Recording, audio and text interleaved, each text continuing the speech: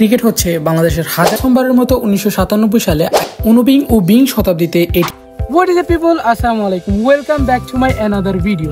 So guys, today's video is super duper interesting because আজকে আমরা যে বিষয়টা বা যে বিষয় নিয়ে কথা বলবো, যে ভিডিওটা মেক করবো সেটা হচ্ছে হাজারো ছেলেদের ইমোশন মানে ক্রিকেট। সো আর কথা বললে আপনি চলুন ভিডিওটা শুরু করা যাক। Let's start the video. Cricket শুধুমাত্র একটি শব্দ নয়, ক্রিকেট হচ্ছে বাংলাদেশের হাজারো তরুণদের আবেগ। এই ক্রিকেট খেলা শুরু হয়েছিল ষোড়শ শতাব্দীর শেষ দিকে, মূলত দক্ষিণ পূর্ব ইংল্যান্ডে শুরু হলেও অষ্টাদশ শতাব্দীতে এটি ইংল্যান্ডের জাতীয় খেলায় পরিণত হয় এবং ঊনবিংশ ও বিংশ শতাব্দীতে এটি বিশ্বব্যাপী ছড়িয়ে পড়ে।